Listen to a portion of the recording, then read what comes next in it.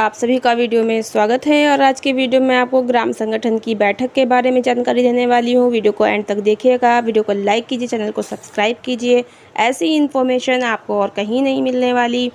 ये आम सभा की पिक्चर है और ये भी ग्राम संगठन का हिस्सा होती है। इनकी मीटिंग वर्ष में एक बार और अधिक से अधिक आप इसको करिए तो वर्ष में 2 बार ज़रूर करिए, अन्यथा 1 बार तो करना आवश्यक होता है। और ये पिक्चर ग्राम संगठन की मीटिंग की, इसमें ईसी सदस्य बैठी हुई हैं, पदाधिकारी बैठी हुई हैं। और ये जो है महीने में 1 बार करना अनिवार्य होता है और अच्छा है कि आप महीने में 2 बार कीजिए। तो यहाँ पर आप देख लीजिए कि ये जो सदस्य जो बैठी हुई, इनके सामने ये रखी हुई हैं तख्तियाँ। इस पे इनके जो है नाम लिखे होते हैं और इनके नाम जो है समूह के नाम वगैरह भी लिखे होते हैं, जिससे इनकी पहचान हो किस समूह से आई हैं। इनके समूह का नाम, इन दीदी का नाम, ये सब लिखकर इनके हर दीदी के आगे एक एक तख्ती रख दी जाती है और अधिक पदाधिकारियों के आगे भी उनके नाम और पद की तख्तियाँ रखी जाती हैं। और चलिए अब हम लोग देख लेते हैं कि ग्राम संगठन की बैठक कैसे करते हैं और क्या होता है। तो आप यहाँ पर देख सकते हैं कि जो वीओ यानी ग्राम संगठन की बैठक में हम लोग इस तरह से सभी सदस्य लोग बैठते हैं। जो समूह की बैठक होती है वो गोल होती है, क्योंकि उसमें 10 से 12 दीदी होती हैं, कम ही लोग होते हैं। लेकिन वीओ यानी ग्राम संगठन में अधिक दीदियाँ होती, तो गोल बैठने से काफ़ी गोल बड़ा हो जाएगा, इसलिए हम लोग इस स्थिति में ऐसे चौकोर करके या आयताकार में बैठती हैं दीदियाँ। तो यहाँ पर हम लोग को क्या करना होता है कि सबसे पहले हम लोग जो हैं, ये देख रहे हैं आप ऊपर की तरफ, ये ओबी हैं, यानी कि ग्राम संगठन के पदाधिकारी। जो अध्यक्ष, सचिव, उपाध्यक्ष, कोषाध्यक्ष सब होते हैं, वही दीदियाँ यहाँ पे बैठी हुई हैं पांचों। और ठीक जो है इसके दाईं और बाईं तरफ और सामने ये ईसी सदस्य बैठी हैं। एग्जीक्यूटिव कमेटी यानी कि कार्यकारिणी जो महिलाएं होती हैं, कार्यकारिणी समिति जो बनती है, ये वो बैठी हैं। और ग्राम संगठन की मीटिंग में आम सभा की जो महिलाएं हैं वो नहीं होती हैं, उनकी अलग मीटिंग होती है। उनकी अलग मीटिंग इसलिए होती कि वो बहुत अधिक महिलाएं होती हैं।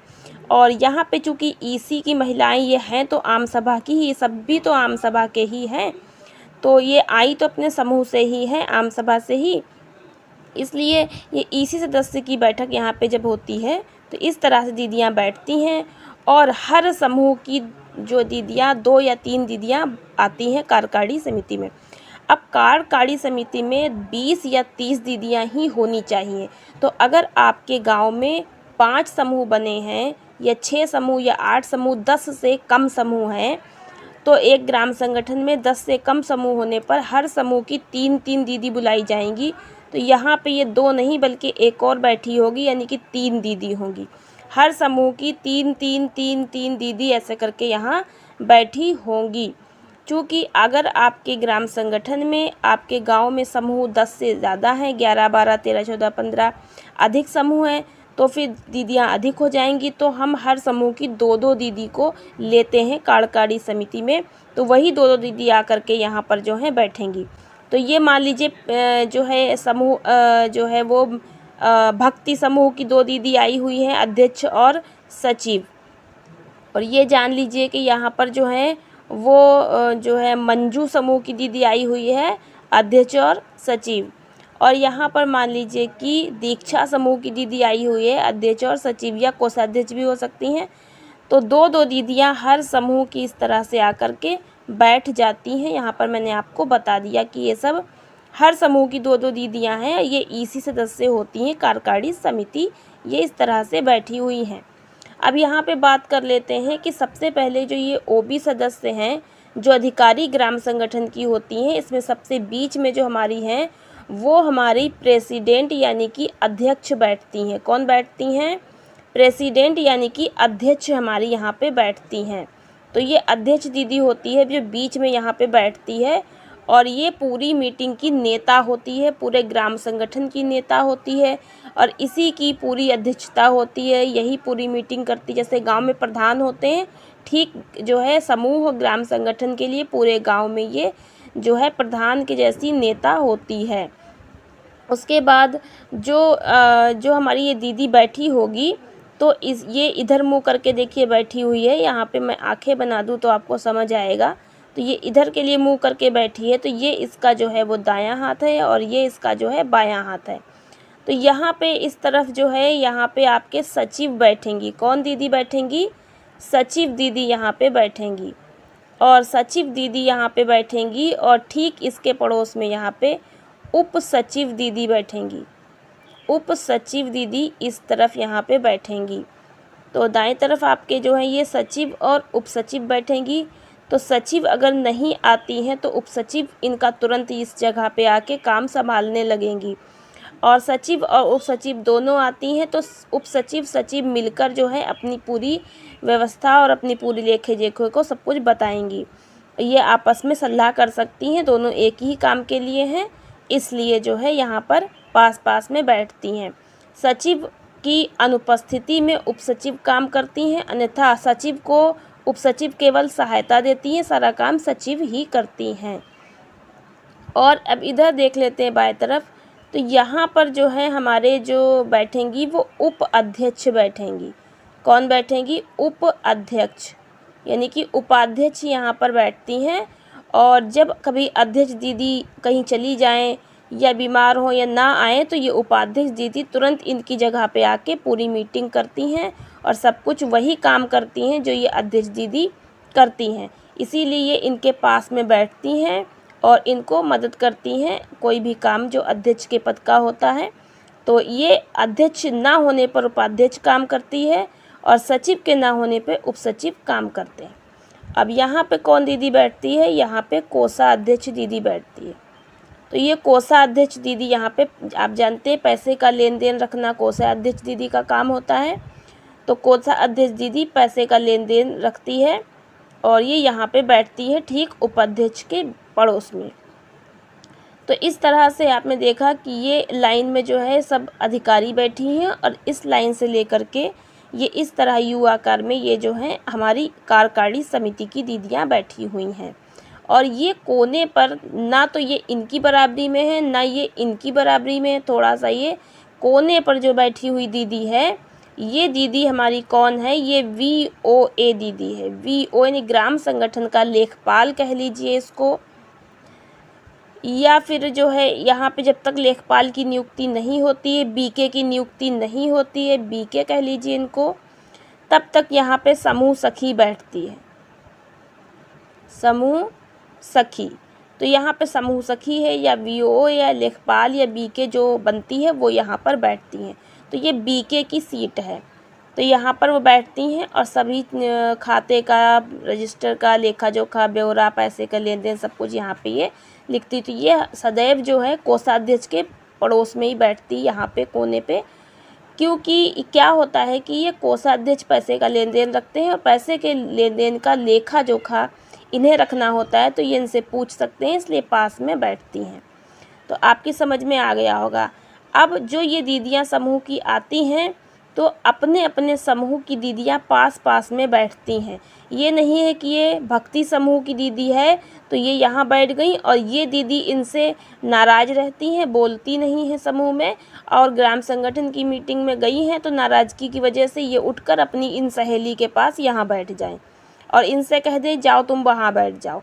तो ऐसा नहीं हो सकता है। अपने अपने समूह की दीदियों को साथ में ही बैठना होता है, क्योंकि अगर अध्यक्ष दीदी कुछ आपसे पूछती है तो दोनों की तरफ देखकर आपस में आप लोग बात करके और सलाह मशवरा करके अपने समूह की बात इनसे बता सकते हैं।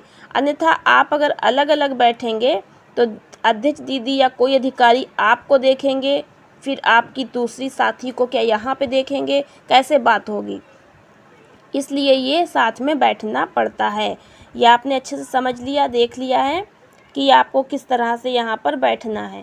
और इस तरह से आपस में जो है बहुत सारी चर्चाएं, बहुत सारा लेखा जोखा जो भी मीटिंग में होता है वो यहाँ पे किया जाता है। अब हम लोग कहेंगे ये मीटिंग कब होती है, तो ग्राम संगठन की यानी कि VOA जो हमारा ग्राम संगठन की मीटिंग है, तो ग्राम संगठन की मीटिंग या बैठक, जो आपकी मीटिंग है, जो आपकी बैठक है, उसका कब होती है।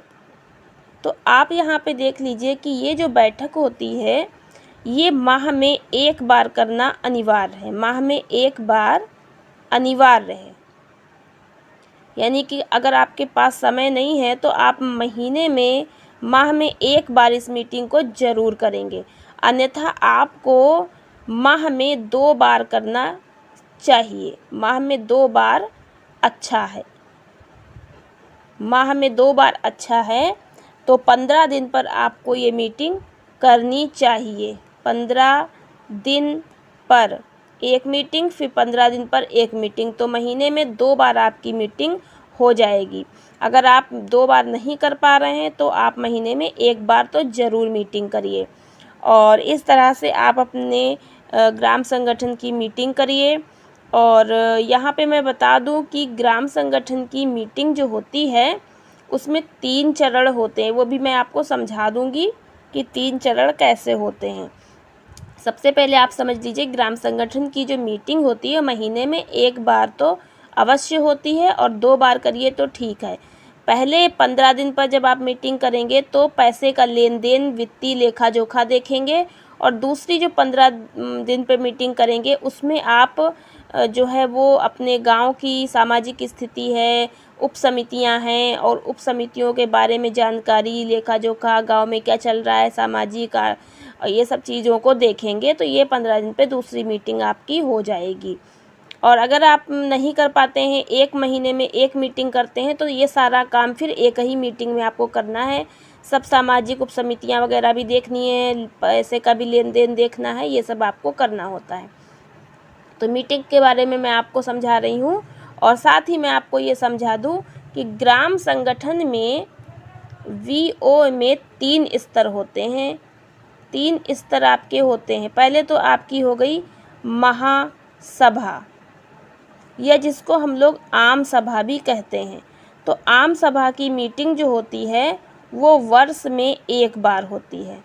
और अच्छा होता है कि आप 6 माह में 1 बार कर लें। यानी कि 6 माह में 1 बार भी आप इसको कर लें तो वर्ष में 2 बार हो जाएगी। और अगर नहीं कर सकते हैं 6 माह में, तो वर्ष में 1 बार तो ज़रूर करनी चाहिए।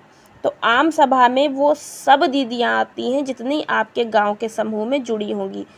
समूह की सभी दीदियाँ, तो बहुत अधिक दीदियाँ हो जाती हैं, इसलिए इनकी मीटिंग साल में 1 बार की जाती है।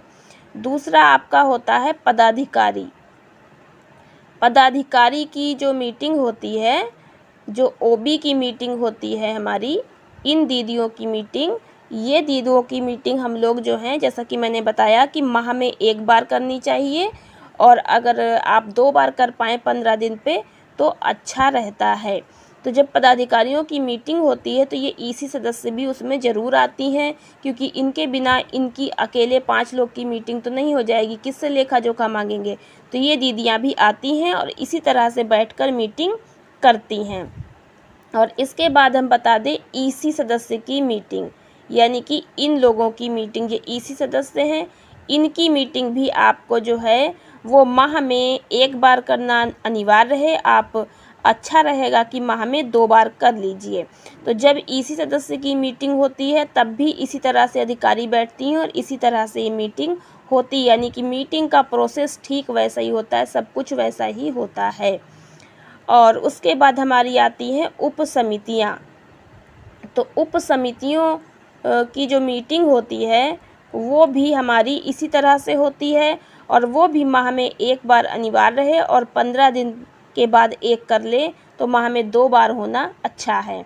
तो उसमें भी क्या होता है, उप समितियाँ भी कौन होती है, यही हमारी कार्यकारिणी समिति की दीदियों को तो उप समिति में बांटा जाता है, उप समितियाँ बनाई जाती हैं।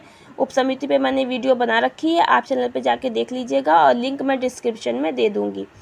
तो ये जो होती हैं यही दीदियाँ तो उप समिति होती हैं कार्यकारिणी, तो यही फिर से आती हैं। तो बात वही है, फिर ऐसे ही मीटिंग आपको करनी होगी। बस ये मीटिंग अलग अलग करने का ये वजह है कि जब हम लोग पदाधिकारी लोग मीटिंग करते हैं तो वो अपने विचार, अपनी जो बनाए हुए नियम, अपने बनाए हुए जो रूल होते हैं उनको बताते हैं कि हमें ग्राम संगठन में ये करना चाहिए। अपने विचार सब यहाँ पे मीटिंग में बताते हैं जब OB की मीटिंग होती है। तो ये सब दीदियाँ आती तो इनको बताते हैं। और जब ईसी की मीटिंग होती है तो इन सभी दीदियों को बुलाकर इनके काम का ब्यौरा देखा जाता है, इनके समूह के बारे में जानकारी प्राप्त की जाती है। और जब उप समिति की मीटिंग होती है तब भी यही दीदियाँ आती हैं, क्योंकि ये उप समिति की ही सब होती हैं। तब इनसे इनकी समिति से संबंधित कार्यों के बारे में ब्यौरा मांगा जाता है कि आपने अपना अपना कार्य कैसे किया, कितना सर्वे गांव में किया और आपकी जो समिति बनाई गई है उसमें कितना काम हुआ है, उसका लेखा जोखा सब कुछ जो है दीदियाँ अध्यक्ष सचिव कोषाध्यक्ष सब अधिकारी जो है वो चेक करती हैं। तो काम के हिसाब से यहाँ पे जो है सब कुछ देखा जाता है और दीदियाँ सब यही होती हैं, बस अलग अलग मीटिंग में अलग अलग कामों के बारे में मीटिंग होती है। तो यहाँ पे आशा करती हूँ आपको समझ में आया होगा। अब आप सोच रहे होंगे ये लोग कौन बैठे हुए हैं, यहाँ पे ये कौन बैठे हुए हैं। तो देख लीजिए यहाँ पर हमारा कैडर के सदस्य बैठे होते हैं। जैसे मीटिंग में हमारे मान लीजिए ICRP कोई आई हैं या BRP कोई आए हैं या हमारे AC सदस्य हैं या CC सदस्य हैं या हमारा कोई भी क्लस्टर से या ब्लॉक से कोई भी अधिकारी हमारा NRLM का आए हैं, तो वो यहाँ पर जो है हमारे कैडर वाले होने चाहिए। जो बड़े अधिकारी हैं वो नहीं, बड़े अधिकारी तो हमारे इधर बैठते हैं। और ये जो है हमारे जैसे कैडर क्यों नहीं, कैडर पे भी मैंने वीडियो बना रखी है, आप देख लीजिएगा। तो यहाँ पे कैडर में हमारे जो हैं और भी बहुत हो जाते हैं, जैसे कि हमारे BC सखी हो गई और जो हमारी समूह सखी हो गई है, ICRP हो गए और IPRP हो गई और हमारी ICRP EP हो गई। जो भी इनमें उपस्थित हुआ कैडर का वो यहाँ पर बैठते हैं। और यहाँ पर हमारे आगंतुक यानी कि मेहमान बैठते हैं, जैसे कि यहाँ पे हमारे गांव के प्रधान हो सकते हैं, यहाँ ब्लॉक के हमारे BMM हो सकते हैं या हमारे कोई भी ग्राम संगठन क्लस्टर के या ब्लॉक से या NRLM कहीं के भी कोई भी हमारे मेहमान जो हमारे अधिकारी लोग बड़े आते हैं वो यहाँ पे बैठते हैं। और वो हमारी पूरी मीटिंग को देखते हैं कि हम लोग कैसे मीटिंग कर रहे हैं। और उसके बाद जो है ये यहाँ पे आकर के अध्यक्ष की जगह पे खड़े होकर भाषण देते हैं और हमें बहुत सारी बातें समझाते हैं। और यहाँ पे प्रधान जी बैठे होते हैं। बहुत जगह ऐसे क्या है कि प्रधान जी को गांव में बहुत बड़ा मानते हैं कि अरे गांव के हमारे प्रधान बहुत बड़ा उनका पद माना जाता है, गांव के लोग बड़ा उनको ऊंचा समझते हैं। तो क्या होता है ग्राम संगठन की मीटिंग में अध्यक्ष दीदी को कुछ नहीं समझते और उठा करके ग्राम प्रधान जी को यहाँ पे बिठा देते हैं। ऐसा नहीं है, ग्राम प्रधान सिर्फ अपनी मीटिंग में प्रधान की कुर्सी पर बैठेंगे। यहाँ ग्राम संगठन में आकर के वो अध्यक्ष की कुर्सी पर नहीं बैठ सकते, क्योंकि वो ग्राम संगठन के अध्यक्ष नहीं हैं। वो अपने ग्राम प्रधान के कुर्सी पर बैठ सकते हैं, अपनी मीटिंग में अपनी कुर्सी पर बैठ सकते हैं। यहाँ वो मेहमान हैं तो यहाँ बैठेंगे और बीच बीच में किसी बात पर रोका टोकी या किसी नियम की उल्लंघना, नियम तोड़ने की बात या कोई भी रोक टोक यहाँ पे नहीं कर सकते हैं, क्योंकि वो सिर्फ एक मेहमान है, अपना सुझाव दे सकते हैं। और यहाँ पे अगर जो है यहाँ पे अध्यक्ष दीदी कहती हैं कि हमारे गांव के प्रधान आकर के 2 शब्द कहें या कुछ हमें बताएं, तो यहाँ पर आकर के वो बोल सकते हैं और सभी दीदियों को कुछ अच्छा बता सकते हैं। तो प्रधान जो हैं उनका यहाँ पे रोल स्क्रिप्ट मेहमान का, तो इस तरह से उनको जब मौका दिया जाएगा तभी वो बोलेंगे।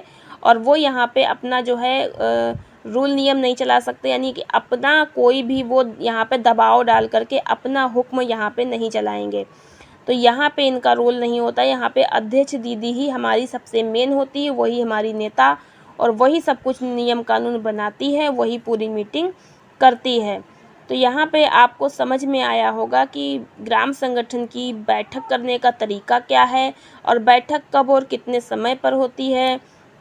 और जो हमारी EC सदस्य हैं जब इस बैठक में आएंगी तो क्या क्या लेकर आएंगी, उनको लेकर आना होता है सबसे पहले अपना मासिक प्रतिवेदन का रजिस्टर। 1 नंबर पे आप मासिक प्रतिवेदन का रजिस्टर, यानी हर समूह अपनी दीदियों का एक मासिक प्रतिवेदन का बनाता है कि महीने में कितनी बचत हुई, कितना ऋण दिया, कितना ब्याज मिला, कितना लेन देन का महीने का बनाता है।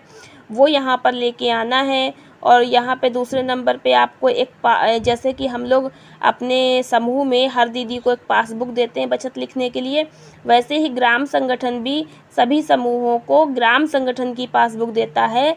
बचत उसमें लिखता है, यदि ग्राम संगठन आपसे बचत जमा करवा रहा है तो वो भी लेके आना होता है। अगर नहीं नियम बनाया है बचत जमा करने का तो फिर नहीं होता है।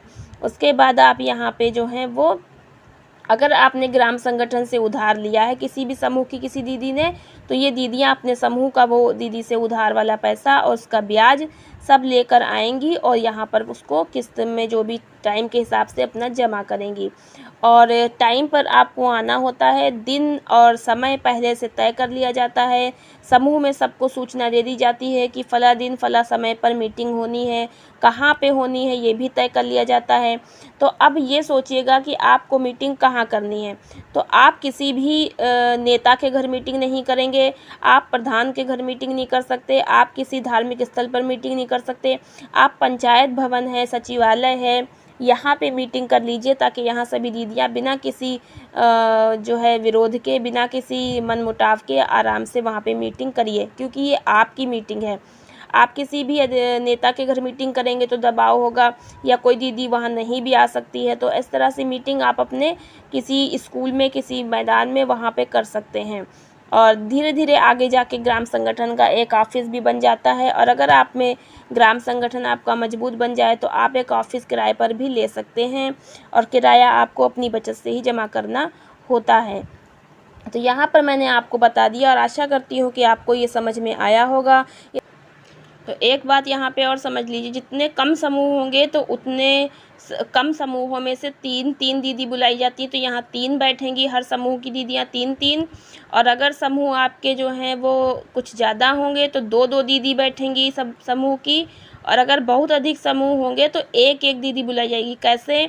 अगर आपके समूह 10 से कम है तो 3-3 दीदी बुलाई जाएंगी। और अगर आपका समूह 10 से अधिक मतलब है 10 से 15 के बीच है तो 2-2 दीदी बुलाई जाएंगी सारे समूह की। और अगर आपका समूह 15 से अधिक है, यानी कि 16, 17, 18, 19, 20 कितने भी हैं, तो फिर 1-1 दीदी, तब यहाँ पे 1-1 दीदी ही हर समूह की बैठी होगी। तो यहाँ पे 1-1 दीदी अगर बुलाएंगे तो अध्यक्ष दीदी को बुलाएंगे केवल, और अगर 2-2 बुलाएंगे तो अध्यक्ष, सचिव या कोषाध्यक्ष में से कोई भी अध्यक्ष के साथ में आ सकती हैं। और अगर 3 बुलाएंगे तो अध्यक्ष, सचिव, कोषाध्यक्ष तीनों ही यहाँ पे 3-3 बैठेंगी। तो 3 दीदियाँ यहाँ पे हर समूह की कब आती हैं? जब समूह की संख्या 10 से कम होती है। 5 समूह, 7 समूह, 8 समूह कितने भी हो सकते हैं, तब 3-3। और 10 से 15 के बीच 2-2 दीदी, और 15 से अधिक होने पर 1-1 दीदी यहाँ पे बुलाई जाती हैं।